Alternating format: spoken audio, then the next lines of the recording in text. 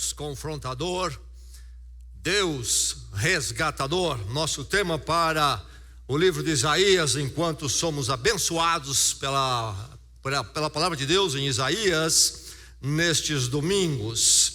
Hoje vamos focar no capítulo 49, Isaías 49, de 1 a 7.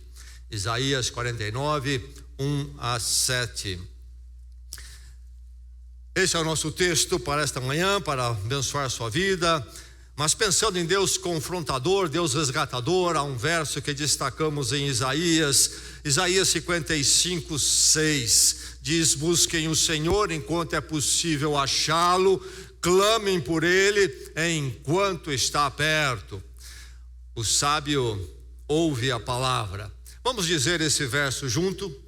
Busquem o Senhor enquanto é possível achá-lo, clamem por Ele enquanto está perto. Sabedoria de lembrar que as oportunidades não são muitas. Nosso texto é Isaías 49, de 1 a 7. Isaías 49, de 1 a 7. Mas nós vamos ler nesse trecho sobre um personagem que já encontramos na nossa caminhada em Isaías. Esse personagem tem sido definido como o servo, e ele é mencionado em 4 lugares que os intérpretes bíblicos têm destacado aí através dos séculos já, e são chamados esses 4 lugares dos cânticos do servo. E nós já encontramos, então, já passamos domingos atrás por este servo. No capítulo 42 de Isaías, de 1 a 4, diz assim: eis o meu servo a quem sustento, o meu escolhido em quem tenho prazer, porém nele o meu espírito, e ele trará justiça às nações. Não gritará, nem clamará, nem erguerá a voz nas ruas, não quebrará o caniço rachado, e não apagará o pavio fumegante. Com fidelidade fará justiça, não mostrará fraqueza, nem se deixará ferir, até que estabeleça a justiça na terra. Em sua lei as ilhas porão a sua esperança. Eis o meu servo designado por Deus para essa grande obra que será realizada, nessa conquista, onde Ele colocará justiça e a paz na humanidade, mas não por força. Ele não clamará, não erguerá a voz, não com exército, não com poder, com programas poderosos, e também é uma obra de graça. Ele não veio para quebrar o caniço rachado e nem para apagar o pavio fumegante, gracioso para com o ser humano então já arrebentado, caído, fracassado diante de Deus. E agora o nosso texto para esta manhã, novamente este servo aparece em Isaías 49, 1 a 7. Ouça a palavra de Deus, que ela seja recebida com alegria, com uma mente aberta em cada coração aqui nesta manhã, e todos sejam edificados. Vamos ouvir a palavra. Escutem-me, vocês, ilhas, ouçam, vocês, nações distantes. Antes de eu nascer, o Senhor me chamou, desde o meu nascimento Ele fez menção de meu nome. Ele fez de minha boca uma espada afiada, na sombra de sua mão Ele me escondeu. Ele me tornou uma flecha polida e escondeu-me na sua aljava. Ele me disse: você é meu servo, Israel, em quem mostrarei o meu esplendor. Mas eu disse: tenho-me afadigado sem qualquer propósito, tenho gastado minha força em vão e para nada. Contudo, o que me é devido está na mão do Senhor, e a minha recompensa está com o meu Deus. E agora o Senhor diz: aquele que me formou no ventre para ser o seu servo, para trazer de volta Jacó e reunir Israel a ele mesmo, pois sou honrado aos olhos do Senhor, e o meu Deus tem sido a minha força. Ele diz: para você é coisa pequena demais ser meu servo para restaurar as tribos de Jacó e trazer de volta aqueles de Israel que eu guardei. Também farei de você uma luz para os gentios, para que você leve a minha salvação até os confins da terra. Assim diz o Senhor, o Redentor, o Santo de Israel, àquele que foi desprezado e detestado pela nação, ao servo de governantes. Reis do verão, se levantarão líderes, o verão, e se curvarão por causa do Senhor, que é fiel, o Santo de Israel, que o escolheu. Quando olhamos esse texto, é relevante recordarmos um outro texto de Isaías, que também já visitamos e fomos abençoados por ele. Isaías capítulo 9, no verso 2, Isaías 9 diz: o povo que caminhava em trevas viu uma grande luz, sobre os que viviam na terra da sombra da morte raiou uma luz. Verso 6 diz: porque um menino nos nasceu, um filho nos foi dado, e o governo está sobre os seus ombros, e ele será chamado Maravilhoso Conselheiro, Deus Poderoso, Pai Eterno e Príncipe da Paz. Ele estenderá o seu domínio e haverá paz sem fim sobre o trono de Davi e sobre o seu reino. Maravilhoso Conselheiro, Deus Poderoso, Pai Eterno, Príncipe da Paz. O povo que caminhava em trevas viu uma grande luz, porque um filho nos foi dado. Um filho nos foi dado. Isaías 49, 1-7, mais uma vez diz: escutem vocês ilhas, escutem vocês nações distantes. Antes de eu nascer, o Senhor me chamou, desde o meu nascimento ele fez menção de meu nome. No verso 6, Deus fala sobre este servo: para você é coisa pequena demais ser meu servo para restaurar as tribos de Jacó e trazer de volta aqueles de Israel que eu guardei. Mas algo bem maior: também farei de você uma luz para os gentios, para que você leve a minha salvação até os confins da terra. O verso 7 fala de um glorioso futuro: reis o verão e se levantarão, líderes o verão e se encurvarão por causa do Senhor que é fiel, os santos de Israel que o escolheu. Esta é a palavra do Senhor. Muitos anos atrás, lá nos Estados Unidos, no estado do Texas, participava de uma igreja e o grupo de jovens me convidou para uma atividade que iam fazer no feriado. Iam visitar umas cavernas que tinham na região. Aceitei o convite, bom programa para um feriado, e fui com o grupo. E lá chegamos num terreno plano, como a maior parte do Texas é, e eu fiquei pensando onde é que estão as cavernas. Imaginei então uma caverna grande e galerias altas que pudéssemos entrar e ver ali os fenômenos todos de uma caverna. E daqui um pouco eles disseram, o líder falou: vamos então, está logo ali. E chegamos lá, era um buraco no chão, talvez 1,5 metros. Não era nada da caverna que eu esperava. Começamos a entrar E quando entramos de 1,5 metro, talvez reduziu para 1 metro. E começamos a caminhar embaixo da terra, e depois de 15, 20 metros, um atrás de outro numa fila se arrastando, de 4,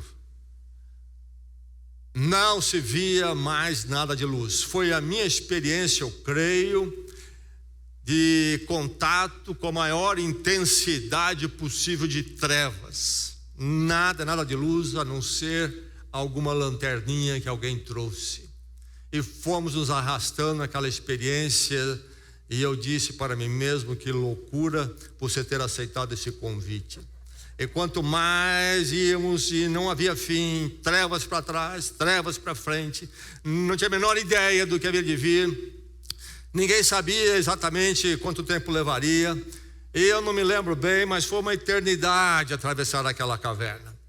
Escuro, um buraco apertado no chão. E eu disse para mim mesmo: se eu sair dessa, nunca mais entro num negócio desse. Saí de lá com essa convicção plena. Finalmente, depois de não sei, daquela eternidade, finalmente vi um pouco de luz. E era a boca de saída. E tinha se passado um longo tempo, caverna comprida. Saímos do outro lado. Não disse a ninguém, mas só Deus sabe o alívio que vinha no meu coração. E a promessa que eu renovava a mim mesmo: jamais de novo. E aí, na saída, como estamos saindo em pé, nos acostumando com a luz do sol novamente, caminhando, indo em direção às nossas vans que ali estavam, um chega para mim e diz: foi bom, não foi? Eu disse: sim, foi muito bom. E terminei na minha mente sair desse buraco. Foi maravilhoso, foi bom demais. E fomos para a van, puxamos lá os lanches e as bebidas, começamos a fazer o nosso piquenique ali. E eu contente, agora refrescar, matar a fome, e vamos embora. E terminamos ali aquele lanche, e o líder disse: vocês estão prontos para a próxima? Eu olhei assustado: esse cara é maluco, não chega o que nós já passamos. Vamos. Aí um lá falou: sabe, eu não vou, não estou me sentindo muito bem e tal, um pouco de dor de cabeça. Eu amei aquela pessoa naquele momento. O grupo todo disse: então vamos, ele vai ficar, vamos, você vai, já também vamos. Disse: não, sabe, não é legal ele ficar sozinho, eu vou fazer companhia para ele. Chato ele ficar aqui sozinho, puxa vida. Agradeci a Deus pelo livramento. Trevas. Quando nós entramos em trevas, nós sabemos como a luz é preciosa, como faz falta. Não fomos criados para viver em trevas. Alguns animais são adaptados às trevas. Não é o nosso caso, na verdade. Nós gostamos da luz, nós apreciamos a luz. Por isso, inclusive, há o esforço enorme para a criação da luz artificial, a luz elétrica. Um dos grandes feitos mais recentes foi a descoberta da chamada luz LED, não é mesmo? Que revolução! Tínhamos a luz incandescente, aquela que dependia da eletricidade aquecer os filamentos, a luz quente. Depois veio a fluorescente, mais econômica, que aí então era uma questão de se aquecer ali, causar uma reação num gás dentro da lâmpada. Já foi uma revolução, mas durou pouco. Surgiu a luz fluorescente e logo em seguida 4 cientistas japoneses, em 1990, década de 1990, descobrem a luz LED. LED, essa sigla em inglês para os diodos que emitem luz. Eles conseguiram esse diodo que misturava 2 luzes LEDs já conhecidas em cores, mas era preciso mais esta azul para dar uma fusão, e então surgiu a luz branca. Todos nós sabemos aqui, nós já estudamos em escola, que o branco na verdade não é uma cor, mas é uma mistura de cores. E aí então os cientistas japoneses Amu, Akazaki, Hiroshi, Amamo e Shuji Nakamura ganharam o prêmio Nobel em 2014 por essa descoberta que revolucionou a iluminação artificial, muito econômica, muito prática e não exige grandes instrumentos. E agora então o LED está aí em todo lugar, ilumina estádios, ilumina a sala da sua casa, ilumina todas as telas que nós usamos, seja de televisão, no computador, no nosso celular. A luz LED é a grande revolução nos nossos dias, porque a luz realmente é importante para nós apreciamos a luz. Porém, se a luz física é muito apreciada, porque nós não apreciamos as trevas, há uma outra treva muito mais problemática, e há uma outra luz que carecemos urgentemente, muito mais preciosa do que a luz elétrica artificial. Aqui diz a palavra de Deus sobre este servo: você será uma luz para os gentios, e você irá até os confins da terra. Isto é, você não será luz apenas para o povo judeu, no Velho Testamento, o povo de Deus. Isaías falando aqui, cerca de 8 séculos, 700 anos antes de Jesus Cristo, vê este servo, e Deus fala através de Isaías a este servo, e Deus diz então que ele seria essa luz não apenas para os judeus que recebem essa mensagem enquanto estão no cativeiro da Babilônia. Haviam sido derrotados pelos babilônios, o grande império. O povo de Israel, o reino do sul de Judá, se desviou dos caminhos do Senhor por décadas, e Deus avisou através dos profetas, não ouviram, e finalmente Deus enviou a correção através dos babilônios que vieram e derrotaram eles, fizeram um arrasa-terra, derrubaram Jerusalém, o templo, levaram cativos melhores, entre eles milhares. O exílio então aconteceu, e Isaías, falando bem antes desse exílio, falando a eles, consolando eles no exílio, na profecia, ele também fala deste servo tremendo, que não seria somente para eles, faria uma obra para eles sim, mas faria muito mais, até os confins da terra, será uma luz para os gentios. Que luz é esta? Que luz é esta? Já disseram para mim, e talvez já disseram para você também, você é um iluminado. E eu fiquei pensando, o que esse camarada quer dizer com isto? É vocabulário comum nos nossos dias. No começo do ano, nós ouvimos os votos de alguém, que seja um ano cheio de luz para você. Fico pensando, o que ele quer dizer com isto? O que quer dizer isto? Aqui fala de luz a palavra de Deus. Este servo será uma luz para o mundo. Mas que luz é esta? Não é uma energia e nem um brilho místico que dizem existir, ou alguns até dizem ver. Eu vi, tinha um brilho lá, eu estava no quarto lá naquela sessão e brilhou um negócio lá. Não é essa luz, não é só o impacto de um brilho. Não são também proteções, revelações e predições oportunistas, convenientes, de plantão. Não é isso que é luz aqui. Ainda que esses sejam os sentidos que dão para a luz nesses dias. Não é também sucesso num dado compartimento da minha vida. Então tem luz ali, luz para você, e talvez luz então nos seus negócios. Isto é sucesso aí nesse compartimento dos negócios da sua vida, ou em outra área da vida. Não é nada disto. Isto tudo é um vazio. Esse tipo de luz é uma conversa, esse misticismo e esta indefinição não tem nada a ver com a palavra de Deus, ainda que seja visão comum e popular nos nossos dias, e colocações sem nenhum embasamento, sem nenhum sentido. Nesse texto aparece o servo luz. O servo luz, a verdadeira luz na forma de um servo. E a palavra de Deus nesta manhã lança a luz da sua vida, verdadeira luz, quando ela diz: siga o servo luminoso. A questão é: Você está se guiando por que luz?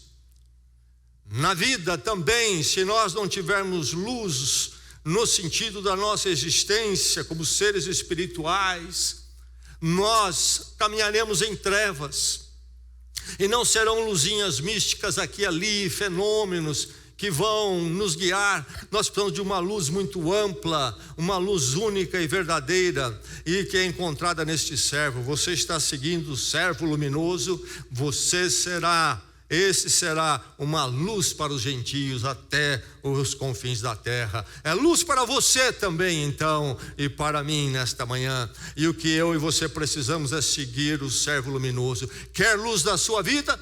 Quer luz da sua vida? É neste servo que você encontra.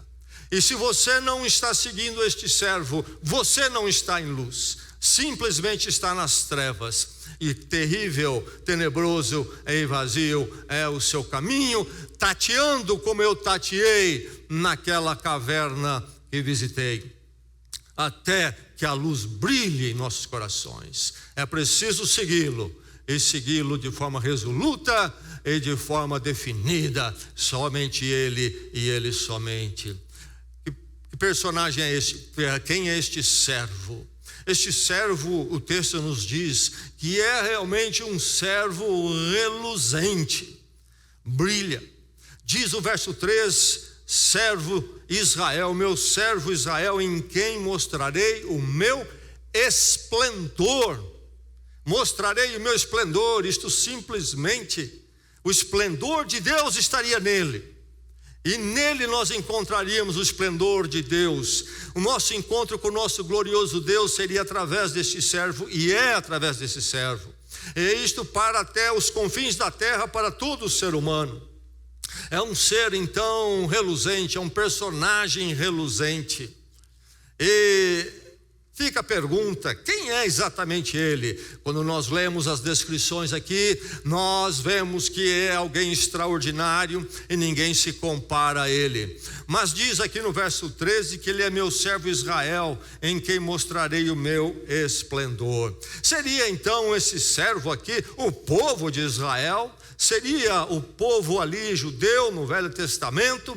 Certamente que não, porque o verso 6 diz que este servo, meu servo, será enviado para restaurar as tribos de Jacó, e meu servo vai trazer de volta aqueles de Israel que eu guardei. Isto é, o próprio Israel é beneficiado por este servo, recebe a ação deste servo. Então ele é distinto do povo de Israel. Mas por que aqui diz que ele é o servo chamado Israel, em quem mostrarei o meu esplendor, no verso 3? Porque o nome Israel é uma personificação primeiramente. De onde vem o nome Israel?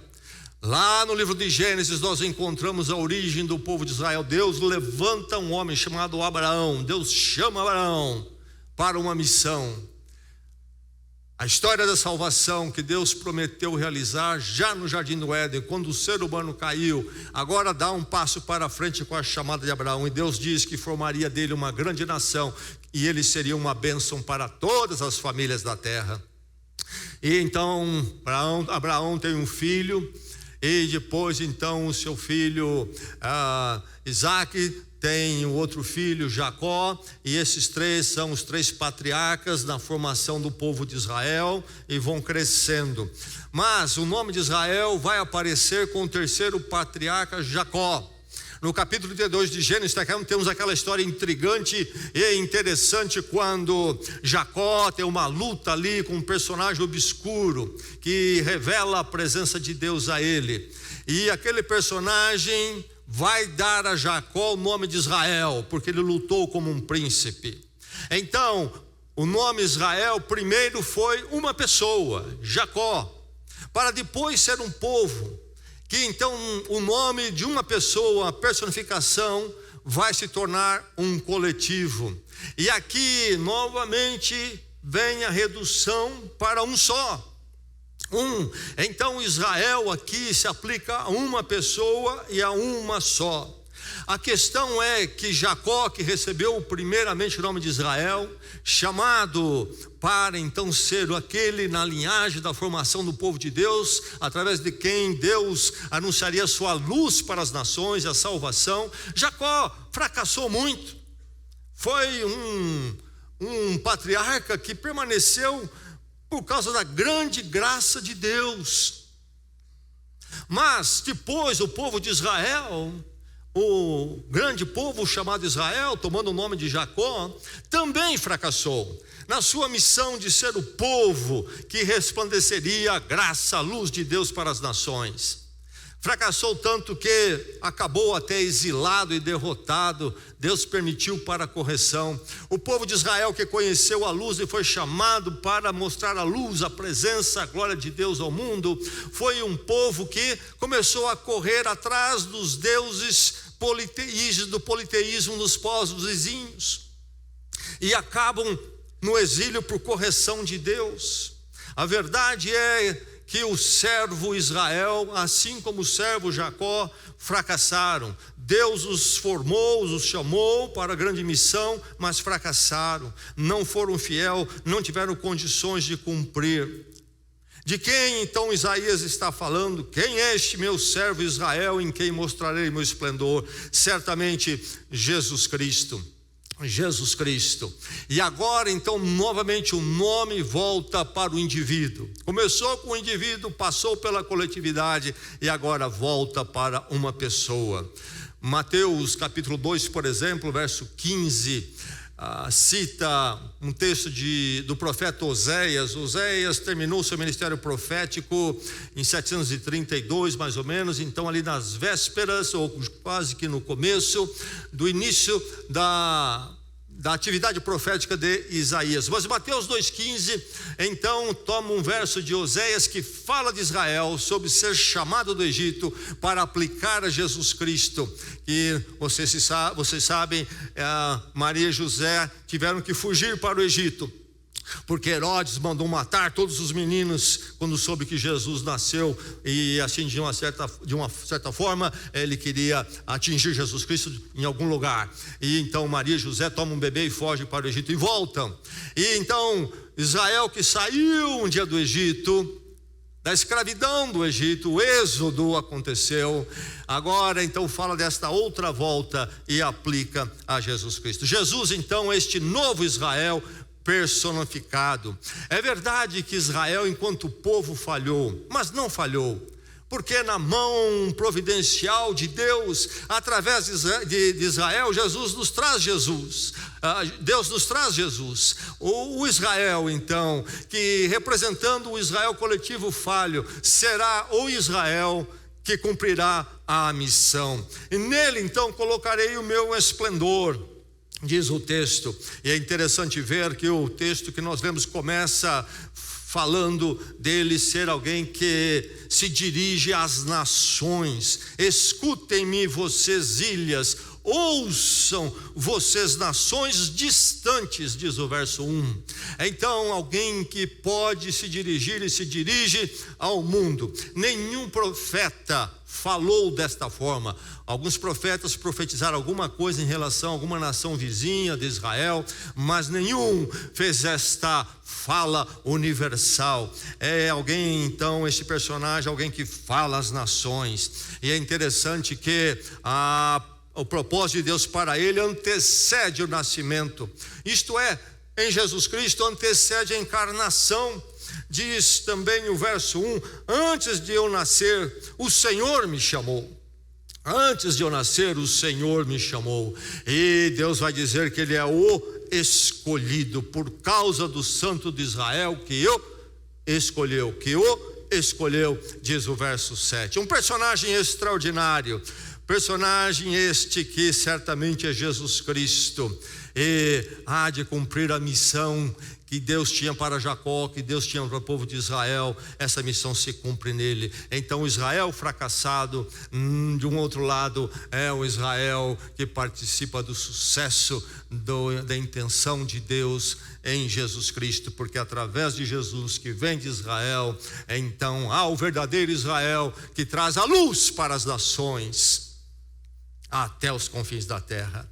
Este servo é, acima de tudo, portador da glória de Deus. Sabe o que é isto? Ser o portador da glória de Deus. O verso 2 diz: ele me disse: você é meu servo Israel, em quem mostrarei o meu esplendor. E esse mostrar esplendor aqui é um verbo para mostrar a glória, o brilho, isto é, a grandeza de Deus pura, que não se contém em nada.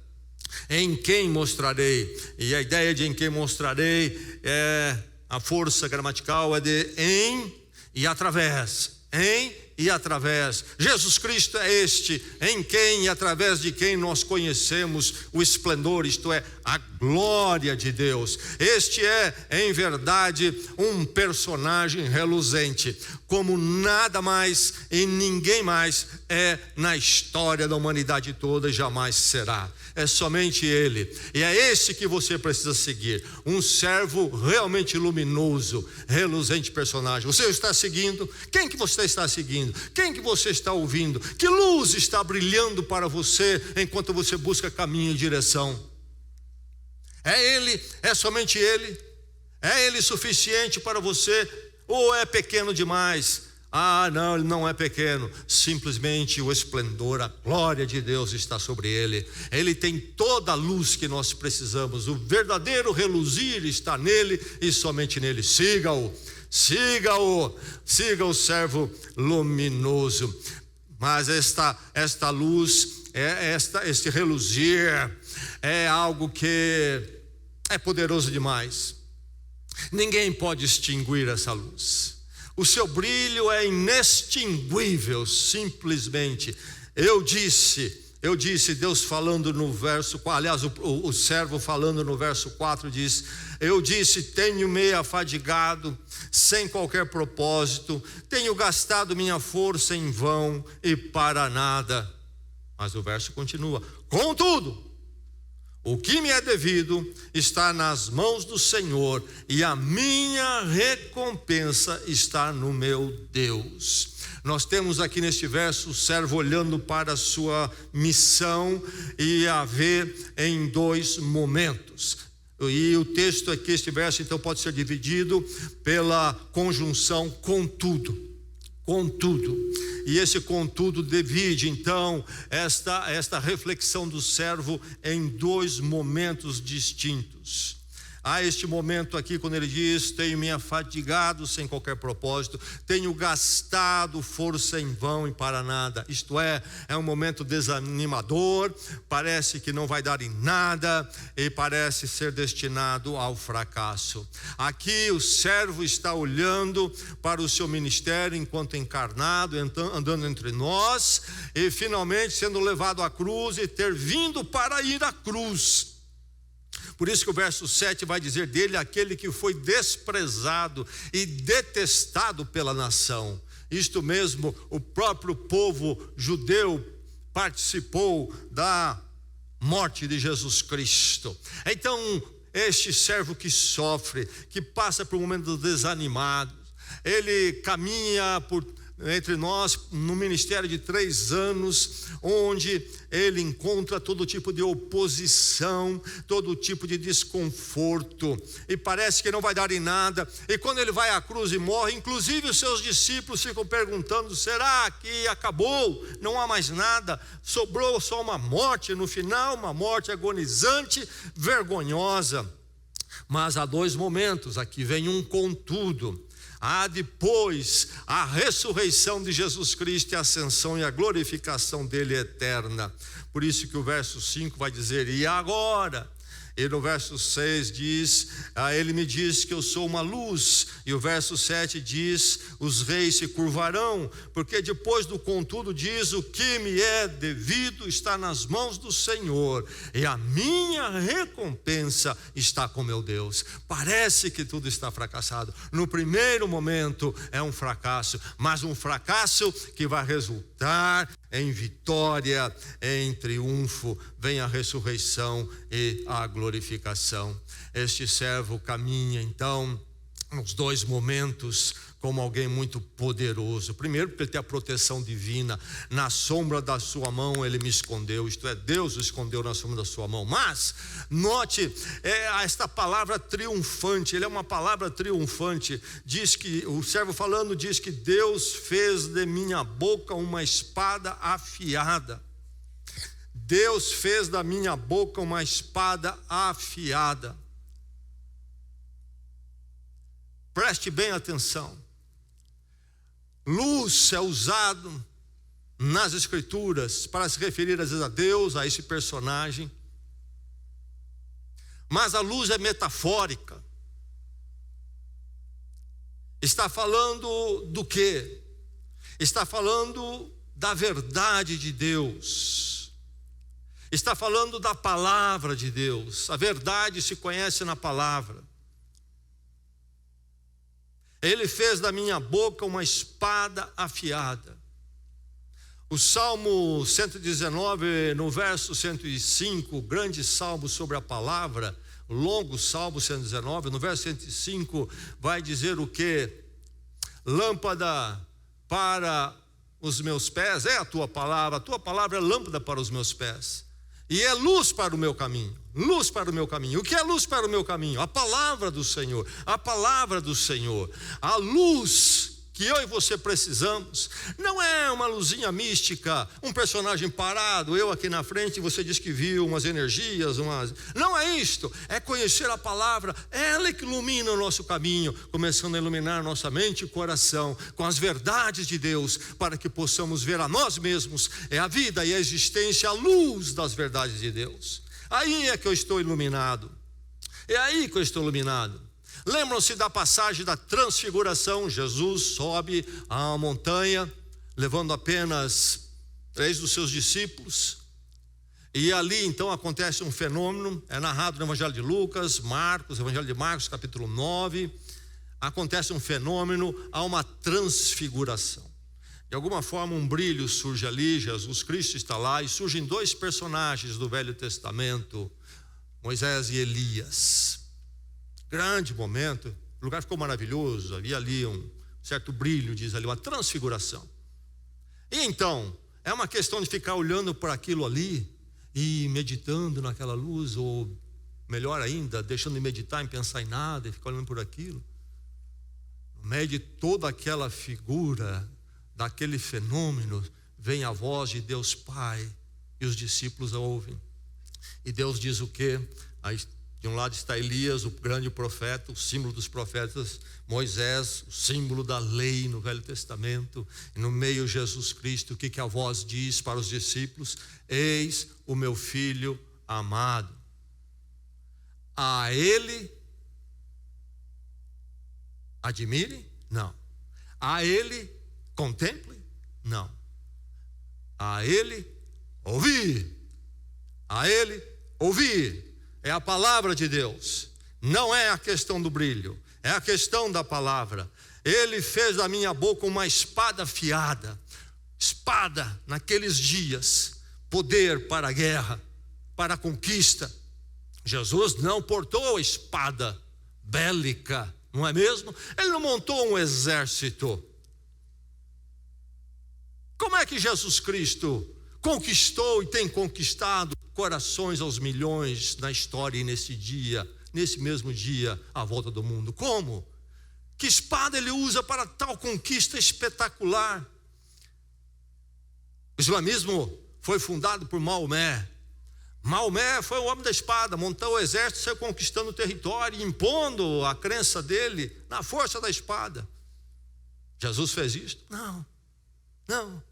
Ele fez simplesmente pela palavra. Pela palavra. Temos aqui os evangelhos, a verdade apostólica, somente isto.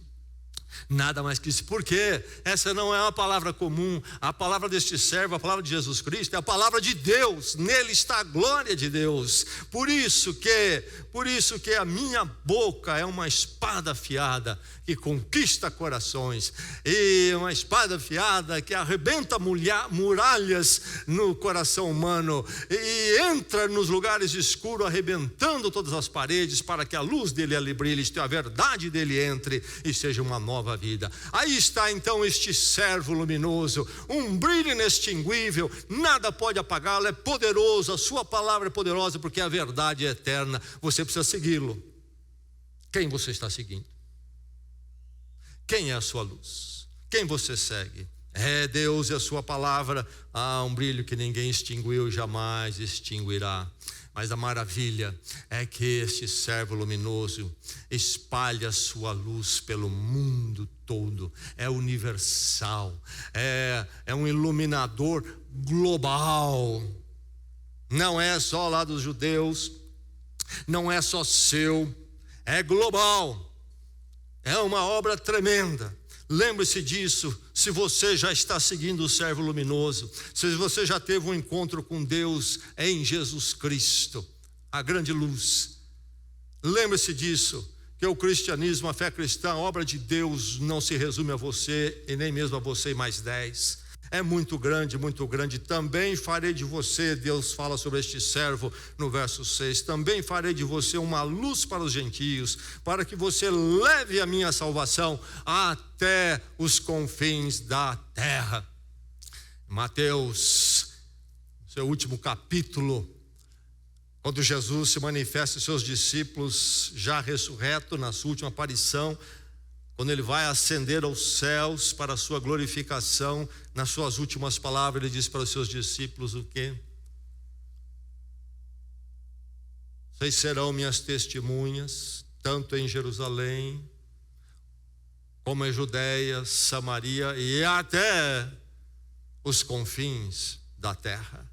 Um momento tão pequeno ali na Palestina, chamada no dia de hoje, um momento tão incipiente, falando em ser testemunha até aos confins da terra. Como? Uma turminha ali pequena. E Jesus vai embora. A verdade se cumpriu. Ele é a luz para os gentios, para todos os povos, até os confins da terra. É interessante ver no verso 6 que há uma obra aqui que é pequena demais para ele. É o povo de Israel voltar do exílio. Isto aconteceu, a graça de Deus se volta para Israel e traz de volta o exílio, permite a reconstrução da terra. Não mais volta a monarquia, porque haveria de vir o verdadeiro rei servo, que é a luz para o mundo, Jesus Cristo. Mas Deus retoma a história de Israel, porque através de Israel, mesmo Israel fracassado, Deus em sua graça iria realizar a sua obra de enviar luz para toda a humanidade. Viria Jesus Cristo, servo luminoso. Então, se há esta volta de Israel, esse restaurar, ele é apenas simbólica da grande restauração universal que esse servo faria. Para você, diz o verso 6, sobre o servo, Deus falando, para você é coisa pequena demais ser meu servo para restaurar as tribos de Jacó e trazer de volta aqueles de Israel que eu guardei. Na verdade, ele tem uma obra muito maior, muito maior. Ele haverá de anunciar, diz Deus, a minha salvação até os confins da terra. E aí então fica muito claro que encontrar a luz é encontrar a salvação. Minha salvação até os confins da terra. Sim, quanto ao aspecto político, social, Deus salvou Israel, isto é, o resgatou do exílio para reconstruir a sua terra. Mas o problema de Israel não era só uma questão político-social. Aliás, a questão político-social do exílio é decorrente do problema maior. Israel tinha o quê? Fracassado espiritualmente, isto é, fracassado no seu relacionamento com Deus, de reconhecer em Deus, então, o centro de todas as coisas da vida deles e do chamado deles. Por isso veio o exílio. A verdadeira restauração que eles precisavam, a verdadeira salvação é, então, corrigir os caminhos depois desta correção, e então se reencontrar com o seu Deus, o seu propósito. E então o servo luminoso vem para isto, para trazer salvação que Israel precisava. O reencontro com Deus, o acerto com Deus e a salvação que todo ser humano precisa, isto é, o seu encontro com Deus, o seu acerto com Deus, e isto através desse servo luminoso, Jesus Cristo. Então, Deus chama Israel, chama a Jacó no passado, e finalmente tudo vai para Jesus Cristo. Com qual finalidade? Para que todos os povos, todas as nações conheçam a luz de Deus, isto é, conheçam a salvação. Uma humanidade que rompeu com Deus, uma humanidade que vive os seus caminhos de forma autônoma diante de Deus. Os seus sentimentos não são alinhados com Deus, os seus pensamentos não são alinhados com Deus, estão autocentrados, são egocêntricos e dominados pelo mundo, as perspectivas mundanas. Este ser humano precisa de luz, urgentemente precisa do que? De salvação. Como que a salvação chega? Chega pela mensagem, isto é, pela palavra libertadora. Então aqui, luz e salvação se misturam. Você será uma luz para os gentios e haverá de anunciar a minha salvação até os confins da terra. É a questão da minha salvação, a salvação do Senhor. É interessante que aqui aparece no verso 7, Deus como o Redentor e o Santo.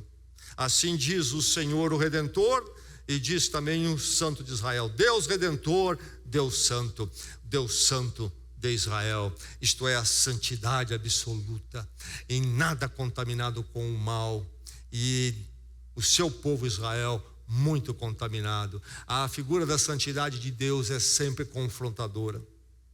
Para eles foi, e para mim e você também. Quando nos colocamos diante de Deus, da sua santidade, é que nós conhecemos o nosso verdadeiro estado, e que é grave demais. Nós não precisamos de uma reforminha. A coisa está lamentável, é preciso um novo começo, um novo nascimento.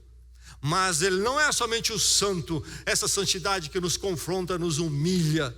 Ele é também, de outro lado, o Redentor, aquele que nos resgata dessa condição nossa, fracassada e aquém da sua santidade. Aí está o nosso Deus que traz a salvação. Como? É em Jesus Cristo, que veio para nos trazer a verdade de Deus na sua missão, na sua vida, chegando até a cruz, onde ele morre por mim e você, nos nossos pecados e culpa, nosso estado aquém da santidade de Deus. E então, ali, nós morremos com ele pela fé, e encontramos a luz, a salvação, o resgate dessa condição fracassada diante da santidade de Deus. E Deus, então, o Redentor, nos resgata em Jesus Cristo. E aí é um novo começo. É um servo luminoso, siga-o. Tremenda é este servo que faz esta iluminação global até os confins da terra, até os confins da terra. Luz e trevas. Quando se diz que alguém está andando em trevas, ou alguém diz, olha, luz para você, etc., do que está se falando? Deixe-me dizer que você está em trevas se você não conhece a sua identidade enquanto ser. Você está em trevas. Você é uma criatura de Deus, ou você foi um acidente de um acaso, evolução, do nada? Quem é você? Você está em trevas se você não sabe quem você é. Você está em trevas se você não sabe qual é o problema básico do ser humano, o seu problema básico. Por quê que as coisas não estão 100%? No mundo, na sociedade e na sua vida. Você sabe disto. Pode até alguns aspectos estar aparentemente bem, mas você sabe que há muita coisa faltando. Há um vazio, há culpa, nunca uma satisfação, falta significado. Você precisa definir, o ser humano precisa de resgate, de redenção, ou não. Ele vai resolver o seu próprio problema. Eu vou resolver meu problema. Você está em trevas se você não conhece o resgate, que só pode ser feito através do servo luminoso, em perdão, em graça de Deus, através do Cristo crucificado. Você está em trevas se você não sabe como viver, se você não tem uma direção, uma referência para o seu pensar e para o seu agir, consequentemente, você está em trevas. Qual é a sua referência? Quem é que lhe mostra o caminho? Isto é uma questão ética, moral, nas intenções mais íntimas, como nas ações conhecidas no exterior. Quem é que diz para você qual é o certo e qual é o errado? Você mesmo? A televisão? O consenso da sociedade que muda a cada década? Quem é? Você está em trevas. Qual é o propósito da sua vida maior? Nesses poucos anos que você passa na terra, e está passando rapidamente, qual é o propósito desse ir e vir? Há algum propósito além do momento? Há um propósito que realmente se justifica como propósito do labutar e existir? Há um propósito eterno? Ou é isto aqui só, um correr, não chegar a lugar nenhum? Nos afazeres, no sonhar, no planejar, há um propósito maior? Ou há um propósito eterno que só se encontra em Deus, este Deus que só se encontra através do servo luminoso, em perdão e graça? Ou então, não há propósito, a vida humana é um absurdo. Nós buscamos paliativos, empurramos o dia a dia, mas ela se reduz a um absurdo. Que é esperar o nada e o correr para o nada finalmente. Você está em trevas. Qual é o destino finalmente? É o niilismo, acabar em nada, e a morte é a última palavra? Ou a eternidade e a esperança que só Deus tem e pode dar e nos dá através do servo luminoso? Você está em trevas. Você está em trevas. Então, nessa conversa de luz e trevas, um ano iluminado para você, você é iluminado, vamos retirar esse falar vazio que nada significa, e vamos tomar esses termos luz e trevas, a luz da palavra de Deus, iluminados pela própria palavra de Deus, definir esses termos conforme a palavra de Deus, e sabermos exatamente o que é uma pessoa que está na luz, a pessoa que tem a luz e aquela que não tem. Você tem luz? Você só tem luz se você segue o servo luminoso, Jesus Cristo, aquele que veio para a salvação, para resgatá-lo para o Senhor, que você conhece pela palavra, a luz para o seu caminho. Tremendo servo luminoso, siga-o. E não poderia ser diferente a conclusão sobre este servo. Ele tem um resplandecente futuro, sendo quem ele é, o resplendor da própria glória de Deus entre nós. Não pode ser o perdedor. Ele é finalmente o vencedor dos vencedores, diz o verso 7. Assim diz o Senhor ao servo de governantes, a este servo que ficou debaixo de governos humanos na sua passada pela terra, diz o Senhor a este servo que reis o verão e se levantarão, líderes o verão e se encurvarão. Jesus Cristo andou neste mundo e ficou como um servo dos reis, não é verdade? Servo dos reis. César Augusto estava no poder do Império Romano nos dias de Jesus Cristo. Jesus, um judeu subjugado pelos romanos. Olhar para Jesus, olhar para César naqueles dias, esse aqui é nada, é um servo, é mais um súdito aí do grande Império Romano. E regionalmente Israel estava debaixo de quê?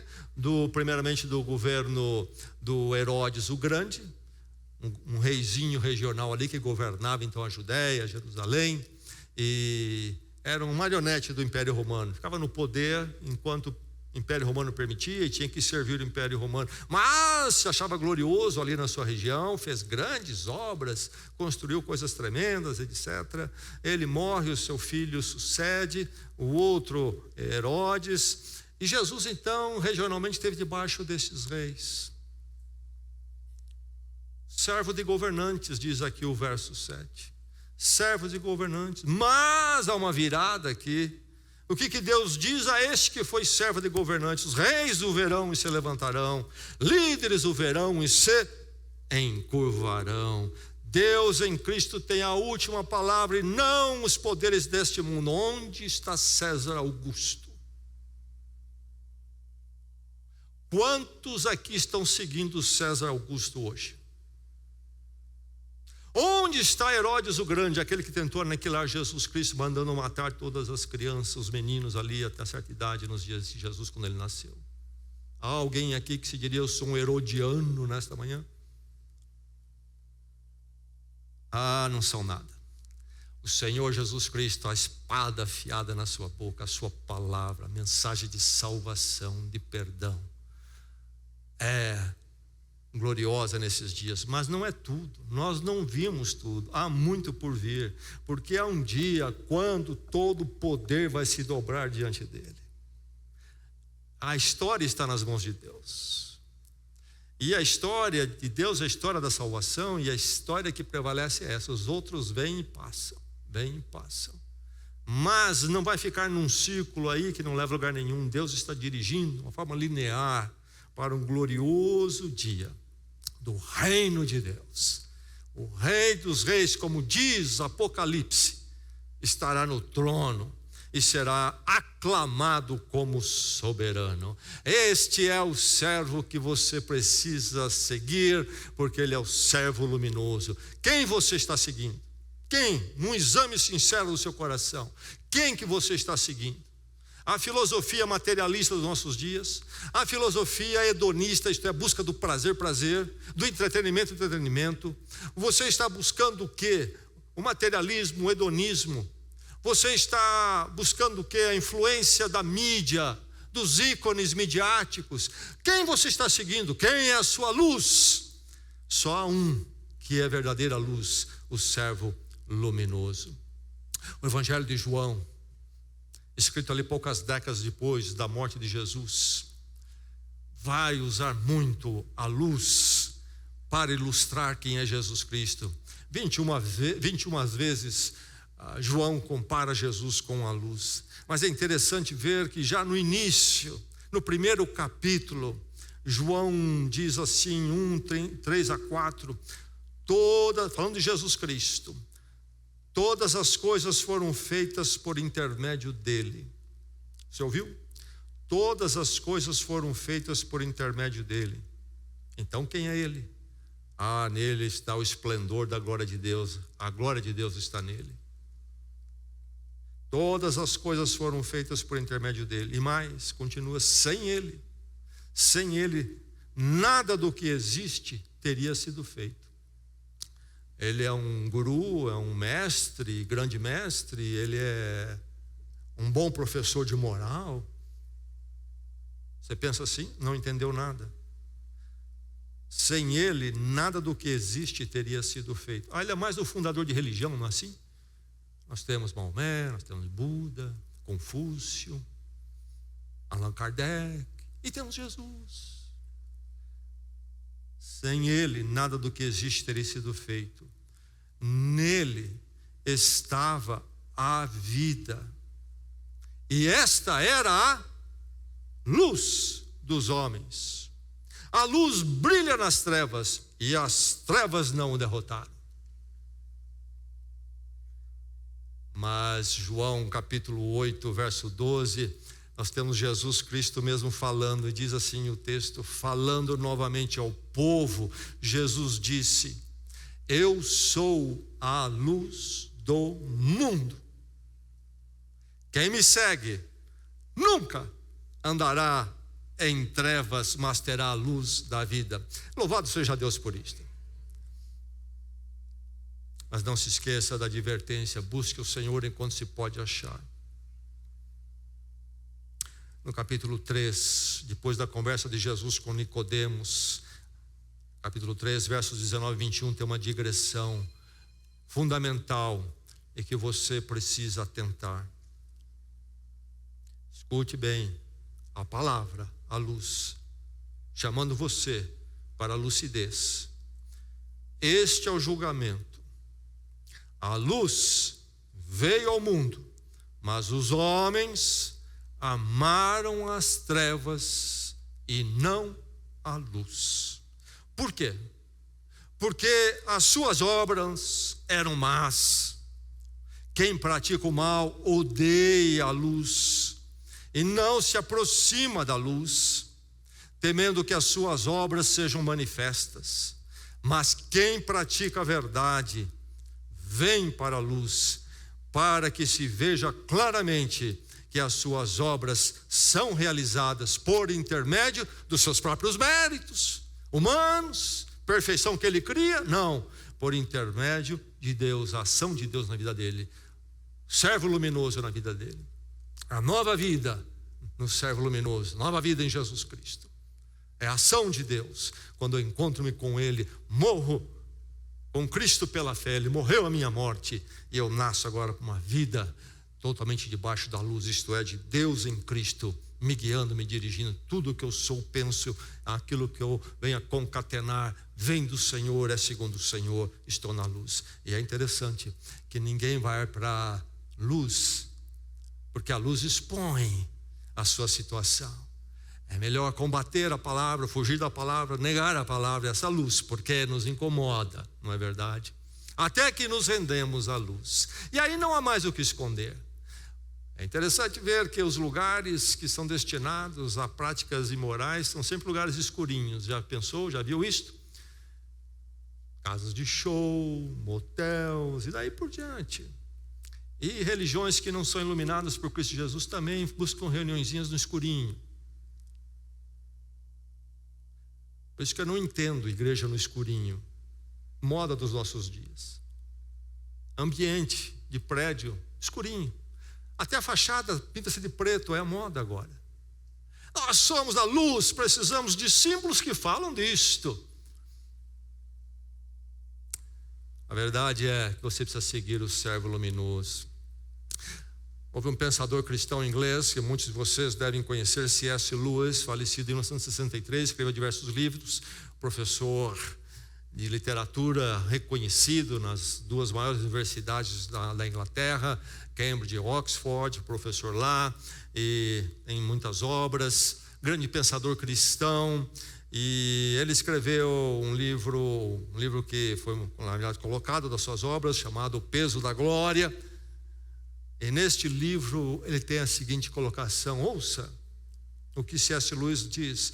Aliás, ele era um ateu convicto, e na idade adulta, já como professor, finalmente, no exame profundo, ele se quebranta e se converte. E passa a ser um grande defensor da fé cristã. Mas olha o que ele diz neste livro. Eu creio no cristianismo como eu creio que o sol nasceu. Não apenas porque eu o vejo, mas porque através dele eu vejo todas as demais coisas. Eu creio no cristianismo, ou podemos colocar ainda melhor, eu creio no Cristo, como eu creio que o sol nasceu, não apenas porque eu vejo, mas porque através dele eu vejo todas as demais coisas. Quando a luz do Senhor chega à sua vida, em Jesus Cristo, a verdade do Senhor, você passa a ver todas as coisas, todos os seus atos, a sua vida e tudo à sua volta, segundo este aspecto, segundo este ângulo, segundo esta luz. É uma revolução total. Quem você está seguindo? Eis a questão. Você tem isso de forma muito clara no seu coração, no seu íntimo. Isso já foi resolvido. Eu sigo o servo luminoso. Quem você segue? Quem não segue o servo luminoso está em trevas. Essa é a grande verdade. Está como eu, dentro daquela caverna que contei. Que nesta manhã todo o coração possa dizer: eu estou seguindo o servo luminoso. Que pela graça de Deus todos aqui estejam debaixo dessa luz, estejam na salvação deste servo que veio se dar por nós. Siga o servo Jesus. Siga o servo Jesus, a única luz que lhe salva. Vamos orar na presença do Senhor.